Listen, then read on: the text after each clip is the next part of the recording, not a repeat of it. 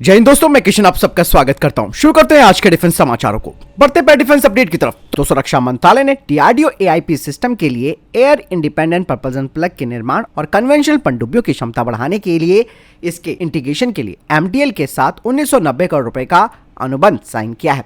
इसके अलावा कलवरी श्रेणी की पनडुब्बियों की मारक क्षमता बढ़ाने के लिए इलेक्ट्रॉनिक हैवीवेट टॉर्पीडो के इंटीग्रेशन के लिए नेवल ग्रुप फ्रांस के साथ 877 करोड़ रुपए के अनुबंध पर हस्ताक्षर किए हैं।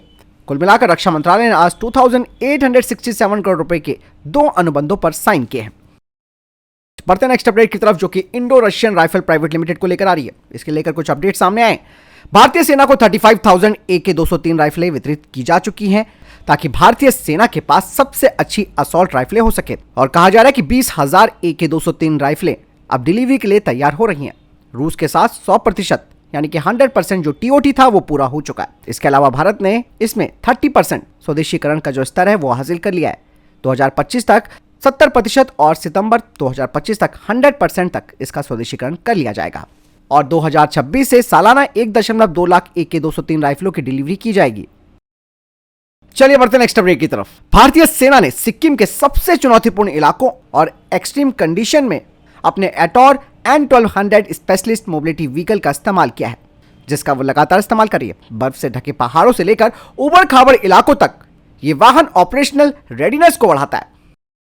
बढ़ते नेक्स्ट अपडेट की तरफ। दोस्तों, एक बड़ी बहस छिड़ चुकी है तेजस मार्क 2 फाइटर जेट को लेकर।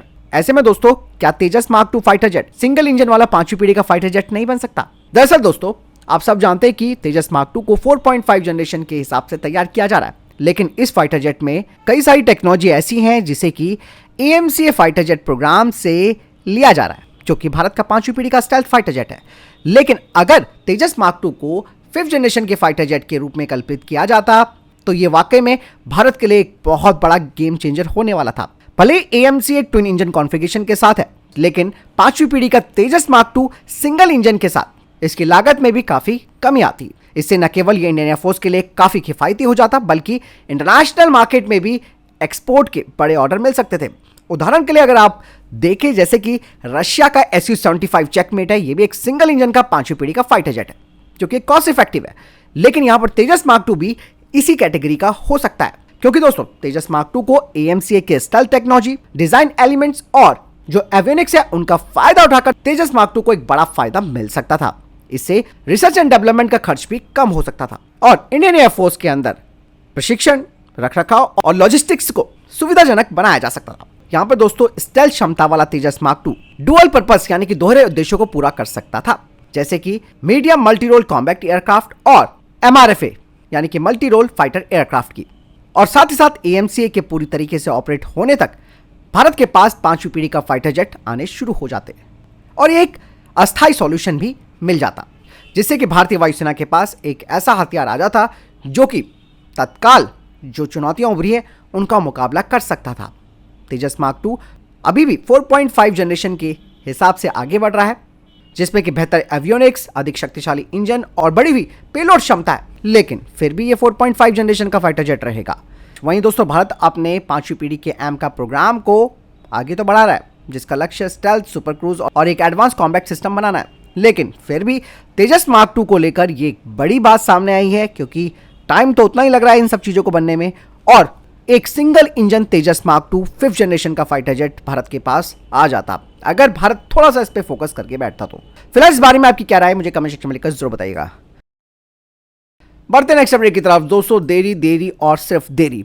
भारतीय सेना में हथियारों को इंडक्ट करने को लेकर या नए हथियारों को शामिल करने को लेकर हमेशा से देरी होती आई है और एक बार फिर से एक बड़ी देरी का सामना करना पड़ सकता है भारतीय सेना को। दरअसल भारतीय सेना का जो FRCV यानी कि future ready combat vehicle programme है, उसे एक बड़ा झटका लगा है। ऐसे में कहा जा रहा है कि जो T-72 टैंक है उन्हें 2030 के बाद भी भारत को जारी रखना पड़ सकता है, क्योंकि FRCV को T-72 की जगह लेने के लिए ही तैयार किया जा रहा था। प्रॉब्लम कहां पे आई है वो भी मैं आपको बताऊंगा। पहले तो FRCV का जो कॉन्सेप्ट है वो साफ तौर पर भारतीय सेना के मॉडर्नाइजेशन प्रोग्राम का हिस्सा है, जिसका उद्देश्य भारतीय सेना को एडवांस टेक्नोलॉजी, बेहतर मोबिलिटी और बढ़ी हुई सर्वाइवलिटी और घातक मारक क्षमता वाले टैंकों से लैस करना है। और FRCV प्रोग्राम में देरी का जो मेन कारण है वो है प्रोविजनल स्टाफ क्वालिटेटिव रिक्वायरमेंट, जिसे कि PSQR कहा जाता है। यहां पर दोस्तों PSQR काफी महत्वपूर्ण हो जाता है, क्योंकि ये उन विशेषताओं और क्षमताओं को बताता है जो कि नए टैंकों में होनी चाहिए, और जो टैंक को तैयार करने वाली कंपनियां हैं उनके लिए ये बेंचमार्क के रूप में काम करती है।